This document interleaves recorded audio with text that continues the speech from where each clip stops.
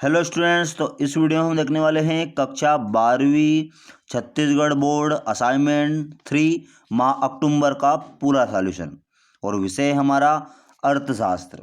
तो आइए देखते हैं फर्स्ट क्वेश्चन क्या है।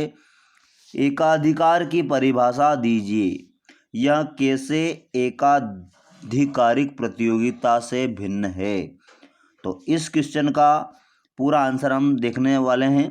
इससे पहले यदि आपने हमारे चैनल को सब्सक्राइब नहीं किया है तो कर लीजिए। तो बच्चों, आप देख सकते हो कि एकाधिकार की परिभाषा हमने यहाँ पर दी है कि वास्तव में एकाधिकार क्या होता है कि एक प्रकार की बाजार संरचना है जहाँ फर्म के पास किसी उत्पाद या सेवा को उत्पादन करने और बेचने की पूर्ण शक्ति होती है, जिसमें कोई नज़दीकी विकल्प नहीं होता है। सरल शब्दों में एकाधिकार वह बाजार है जहां एकल विक्रेता होता है तथा एक उत्पाद को बिना किसी विकल्प के साथ बड़ी संख्या में खरीदारों को बेचा जाता है। तो ये है एकाधिकार की परिभाषा। अब एकाधिकार और एकाधिकार प्रतियोगिता के बीच मुख्य अंतर हमें बताना है। तो आप देख सकते हो बच्चों, मैंने टोटल यहाँ पर 5 जो अंतर है, मेन अंतर इनके, वो यहाँ पर बता दिए मैंने। तो यहाँ पर आप देख सकते हो कि फर्स्ट जो अंतर है वो एक बाजार संरचना जहाँ एक एकल विक्रेता बड़ी संख्या में खरीदारों को उत्पाद बेचता है, उसे एकाधिकार कहा जाता है।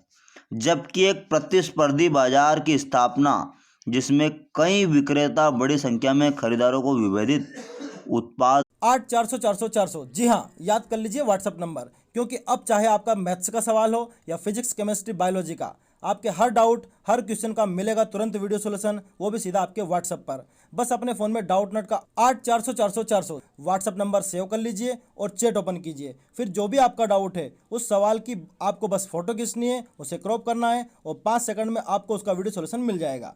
क्लास 6 से 12 IIT JEE NEET CBSE boards और सभी स्टेट बोर्ड्स के बच्चों के लिए। तो देर किस बात की, अभी जाइए 8400 पर अपना सवाल व्हाट्सएप कीजिए और अपने सभी डाउट्स को आउट कीजिए। लिंक डिस्क्रिप्शन में। प्रदान करते हैं, एकाधिकार प्रतियोगिता कहलाती है। तो यहाँ पर आपका ये फर्स्ट अंतर है इनमें। चाहे तो इनको कॉलम वाइज भी बना सकते हो, लिख सकते हो इनको। उसके बाद यहाँ पर दूसरे, तीसरे और चौथा जो यहाँ पर अंतर है वो भी बता दिया गया है। तो आप इनका स्क्रीनशॉट ले सकते हो। नेक्स्ट क्वेश्चन पे चलते हैं हम। नेक्स्ट क्वेश्चन बच्चों है कि एक फर्म को कीमत स्वीकारक कब कहा जाता है। तो आइए देखते हैं इस क्वेश्चन का आंसर हम चलते हैं हम। तो बच्चों देख सकते हो आप कि एक फर्म को मूल्य स्वीकारक फर्म तभी माना जाएगा जब वस्तु की बाजार मांग और बाजार पूर्ति शक्तियों द्वारा निर्धारित होती है और फर्मों द्वारा इस मूल्य पर कितनी भी वस्तुओं का विक्रय किया जा सकता है एवं कोई भी फर्म कीमत को प्रभावित नहीं कर सकती। इसके कारण है, क्या क्या कारण है इसके? विक्रेताओं एवं क्रेताओं में बड़ी संख्या बाजार की पूर्ति को प्रभावित नहीं कर सकते। उसके बाद वस्तुएं समरूप होती है, इसलिए कोई भी फर्म प्रचलित मूल्य से अधिक मूल्य वसूल करेगी तो क्रेता एक फर्म को छोड़कर दूसरे फर्म की ओर चले जाएंगे। क्रेता एवं विक्रेता को बाजार का पूर्ण ज्ञान होना चाहिए, अतः प्रत्येक फर्म मूल्य स्वीकारक होती है। तो ये इसका आंसर हो गया है। अगले वाले क्वेश्चन पे चलते हैं हम। इसके बाद यहाँ पर नेक्स्ट क्वेश्चन दिया है कि मांग एवं पूर्ति में परिवर्तन का संतुलन कीमत पर क्या प्रभाव पड़ता है। इसका आंसर देखना है हमें। तो आइए देखते हैं। तो यहाँ पर दिया है इसका आंसर, मांग एवं पूर्ति दोनों के परिवर्तन के मूल्य पर निम्नलिखित प्रभाव पड़ता। यदि मांग पूर्ति की तुलना में अधिक बढ़ती है तो संतुलित कीमत बढ़ेगी। उसके बाद यदि मांग तथा पूर्ति में बराबर की वृद्धि होती है तो संतुलन कीमत में अब कोई परिवर्तन नहीं होगा।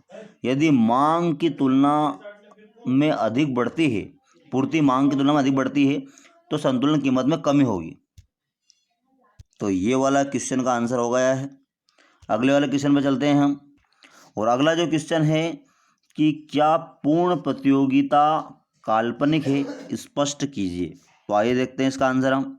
तो बच्चों इसका आंसर सामने है आपके बिल्कुल कि पूर्ण प्रतियोगिता बाजार की वह अवस्था है जिसमें वस्तुओं के अधिक क्रेता एवं विक्रेता होते हैं, जिन्हें बाजार का पूर्ण ज्ञान होता है।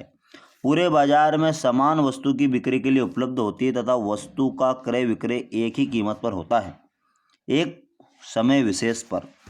इस अवस्था में व्यक्तिगत फर्म एवं क्रेताओं की मूल्य निर्धारण में कोई भूमिका नहीं होती।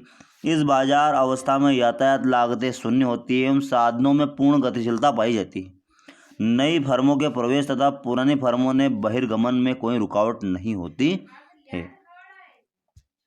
उसके बाद बच्चों यहाँ पर लास्ट क्वेश्चन है कि अति अल्पकाल के बाजार का मूल्य निर्धारण पर क्या प्रभाव पड़ता है, रेखा चित्र द्वारा समझाइए। तो आइए देखते हैं इसका आंसर हम। तो यहाँ पर देख सकते हो बच्चों, यहाँ पर लास्ट वाला क्वेश्चन का जो आंसर यहाँ पर दिया गया है, तो अति अल्पकाल में मूल्य निर्धारण कैसे होता है और यहाँ पर उसका जो भी संतुलन है बाजार मूल्य निर्धारण पर क्या प्रभाव पड़ता है। तो यहाँ से आप स्टार्ट करना इसको। उसके बाद आगे चलकर ये वाला रेखा चित्र बनाना है इसका आपको, ये वाला, और यहाँ देख सकते हो आप। उसके बाद इसके नीचे भी चित्र द्वारा स्पष्टीकरण देखना है आपको, लिखना है, ठीक है। तो यहाँ इस प्रकार से ये जो आंसर है, ये जो सॉल्यूशन है पूरे पेपर का हमने दे दिया है। इससे पहले हमने राजनीति विज्ञान, इतिहास, भूगोल का सॉल्यूशन डाल दिया है, आप देख सकते हो चैनल पर विजिट करके। Thanks for watching this video.